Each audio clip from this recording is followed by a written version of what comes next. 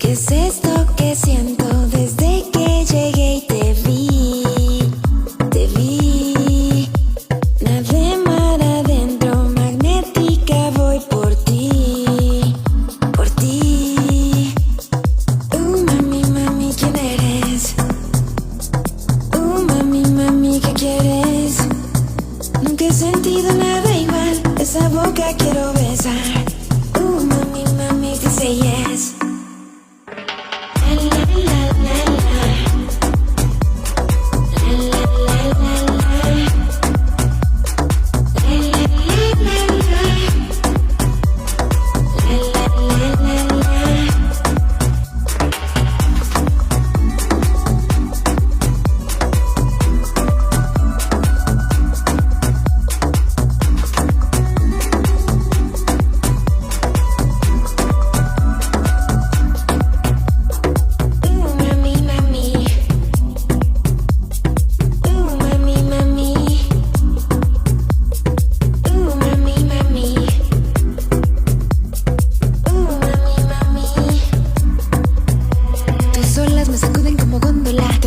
Y me enciendo como pólvora. En sueño te vi salir. También debe haber que me vas a matar. Prometo ni una sola gota derramar. De aquí no me voy sin ti. Mami, mami, ¿quién eres? Mami, mami, ¿qué quieres? Nunca he sentido nada igual. Esa boca quiero besar. Mami, mami, dice yes.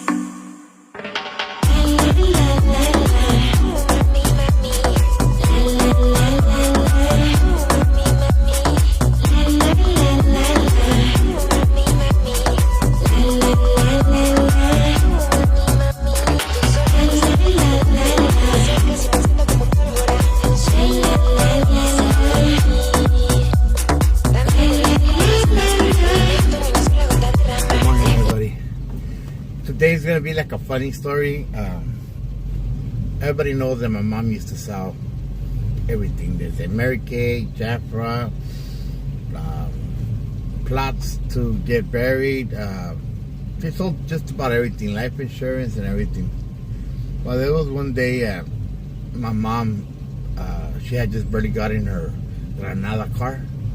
It was a car that Jojo ended up borrowing it, and right there up on Marengo and Soto, that's when they broke his teeth with him in Paris, rest in peace, to both of them.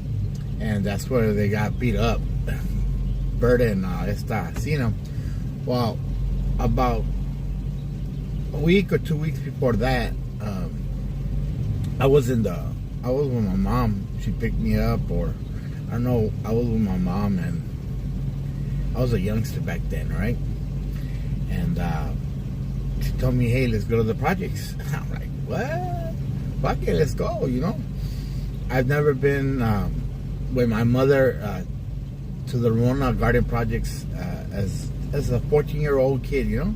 13, 14. Never been in the projects.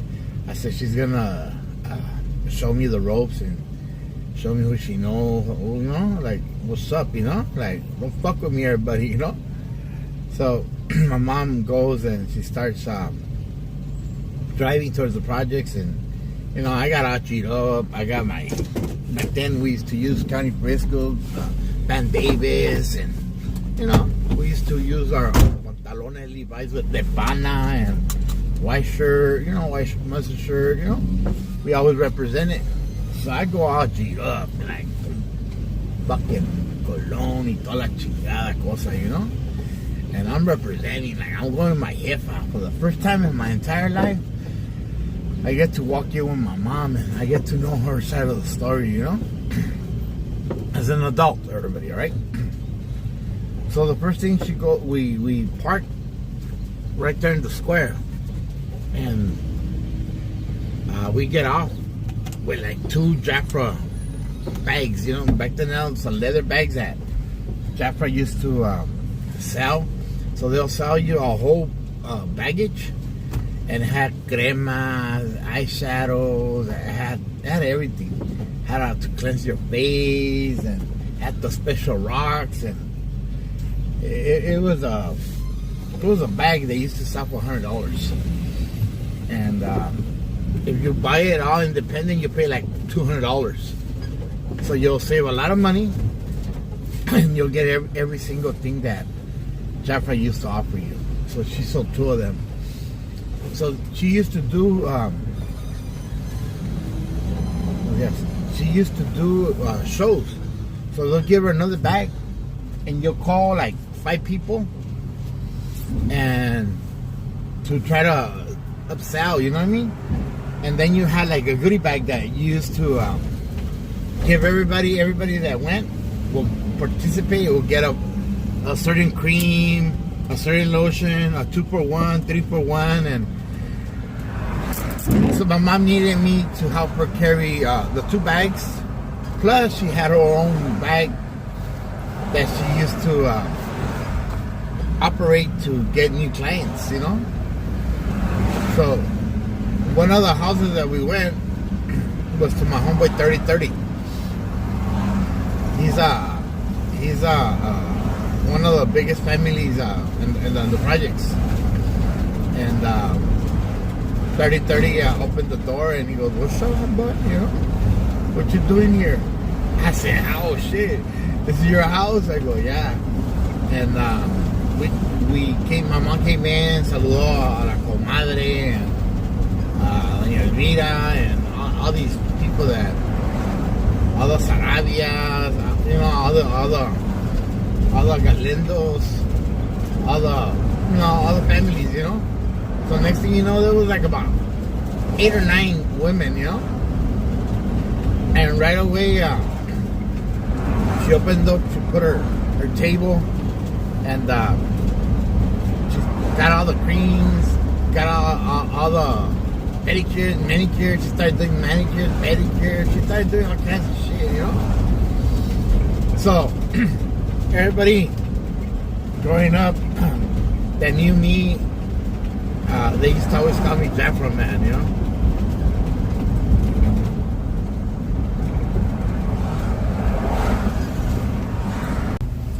Yeah, so all my homeboys used to clown me and joke with me, you know, the Jafra Man, you know. But that's not the funny part. The funny part is what happened next. So me and Cooter, 3030, and Bam Bam, and Listo, and that's what their square where they live at. Well, I asked my mom how long would it take, you know. So my mom says like 3 hours or 4 hours. If business is good, 4 hours and up, you know. The more people come, the more potential selling, you know. And my mom had told me that she was going to give me a percentage. So I told my mom, well, I'm going to go outside, you know. And she's like, no, mijo, I want you to go put some, like, Jafra fucking stickers, not stickers, but signs on certain houses, you know. So she gave, it was a 2-for-1 special, a 3-for-1, a 4-for-1 special, I don't know. Estaban regalando un pinche cuadro or Jafra, and they just, some shit. So right away she gave me like about 50 of them, and she gave me the houses, you know, the apartment houses, which ones she wanted. So right away, me and the homies, we went out and bam, put them up. Well, by that time, I come back, and it's about 2 hours later. And I need to take a shit, everybody. So I tell my mom, where can I take a shit? My mom tells me, comadre. She goes, no le deja a mi hijo Ameño que entre al baño. Y goes, oh, yeah. So I go in the restroom. And it's, I mean, everybody knows what a project restroom is, right? It's all concrete, you know. So I go in the restroom, and I start taking a shit, you know? I'm talking about, I took a good shit. Well, time to fucking flush the fucking thing doesn't want to flush. So I fucking opened up the back of the restroom where the handle's at, put it up, no fucking water. I said, what the fuck, man? So I kept hearing people like they want to go to the restroom. You know? They want to go to the restroom. And I'm like, I'm busy, you know, I'm busy. So I look for a bote or something inside the restroom and open the faucet of the shower. And I begin to throw water in and water in and water in. So it flushes, eh? And I come out all sweaty and everything, but I fucking came out. I fucking flushed that shit, you know? So I put the thing back in and everything. I came out all embarrassed and everybody was like, man, you fucking making a lot of noise. Like, you were looking for stuff in the house or what? Looking for gold or what the fuck? I just walked out and I told la comadre, which is 3030's mother. I told her, hey, your fucking toilet don't have water. Oh, yeah, I forgot to tell you. You gotta open up the valve because it has a leak. It's like, so the water keeps running. I said, oh man, you should have told me, man. You should tell people that. So that's right. Well, that's why we don't let people go in the restroom, whatever. Well, my mom, I'm outside. I'm outside like all fucking nervous, whatever. You know, it took long. All the homeboys are telling me, hey, what the fuck you doing at Cooter 3030's fucking restroom? Ahí está Cooter, Bams, 3030. Little Green Eyes is his brother. And we're there, Chelly and them, you know. Everybody knows who they are. So I'm over there, just like fucking, you know, came out and I told 33, hey, homeboy, your pinche baño vale verga, homeboy. I have to fucking get water. He goes, which did you use the fucking? I go, yeah, I used that little. Oh, that's my sister's shit. You're getting bad. She'll fuck you up. I'm like, well, fuck it. I had to use it. So next thing you know, I fucking go back in to check out my mother, and when I go back in, everybody tells me, I go, where's my mother? And she's like, oh, she went to the restroom, which is taking long. I said, fuck, she didn't open the valve. You know, they didn't tell her about the valve. So I go into, and I knock on my mom, I'm busy, you know, I'm busy. And I tell my mom, you gotta open the valve in order for fucking the water to go. She opens the door and she goes, come in then. So I walk in, I open the valve. Hey, that fucking valve sucked. Instead of water, like, filling up, water kept coming out of the fucking toilet. So the shit and everything of my mom fucking came out. And we're like, fuck, man, I should use the bucket that I have right here, and it worked good. And so my mom goes outside and she goes, clean it up, you know. I keep them busy, you know. And I'm like, fuck, man. So I get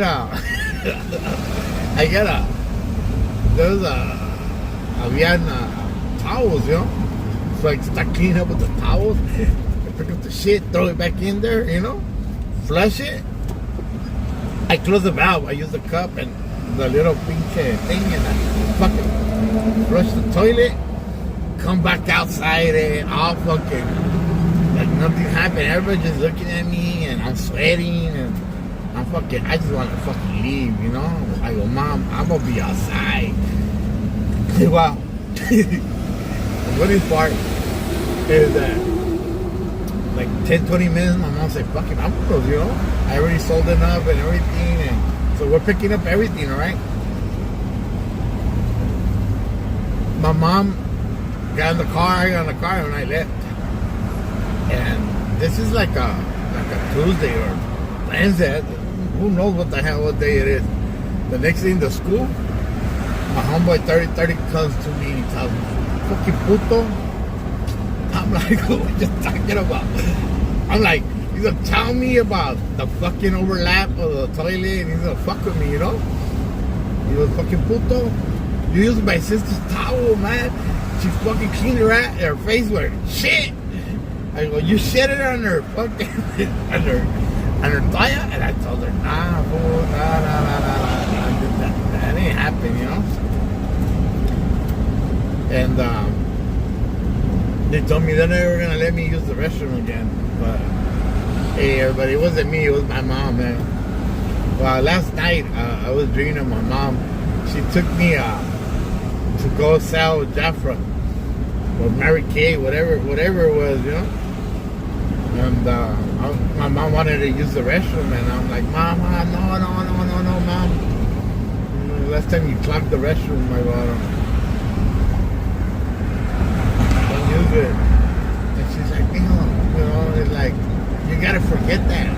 She always tells me, you gotta forget that. You gotta take a shit wherever you go, you know. All right, Mom. Well, that was one crazy dream I had yesterday, but it's a true story, everybody. It was an awesome story, and I thank God that I have memories with my mother, and I did go with her to a lot of places because my mom used to sell stuff, and my mom was always a business and entrepreneur, and it runs in our family, you know. We're not scared of nothing, man. When we do a mistake, we forget about it and we keep on walking, you know. It doesn't hold us back. And I'm grateful and I'm thankful that I was around my mom, Elvira, and everybody, you know, and everybody I got to be around my mom where she shines. So everybody knows that my mom and my dad, we had a purchase store in the farm, you know. My mom used to drive the big trucks with Jojo and Miguel and me, and you know what I mean? And we used to sell. My mom was a good salesman, and they used to sell everything and come pick poker with a lot of money, you know, hundreds of dollars, you know. So I got to see my mom at the finest, and right there in my living room, I have a cuadro of my mom. I told the story about it, but I'm gonna remind you of it. I mean, when I moved in, I said I want my mom's cuadro here. She had two cuadros that I picked up. My grandma gave them to me because they were all burnt up. I put them in the garage. What's that? When she's tenía la Santa Cena, and she had this cuadro that I have in the sala, so in the kitchen. I ended up putting it in there. Well, there was like an earthquake. The cuadro se abrió, the glass came down, did not crack, not even a scratch on the little glass. I put it back together with screws and put it back. And I tell everybody, that's a miracle cuadro. And it was the last cuadro of my mother. And everybody knows también that I was addicted to my mom. And her marriage poster, or her picture, her wedding picture, she always wanted it. I ripped the original one. Then he took made that picture back again big, and that's how we have it there in the sala. It would have been my mom's honor and pleasure to show it off to everybody, and that's why I have those two cuadros in my house to remember my mom. I just gotta get a little Jafra bag. But yeah, that's my story for today. I hope you guys enjoy it, and to me it was the funniest story in the world. And all the homies used to always clown me. Don't let them in the restroom, man.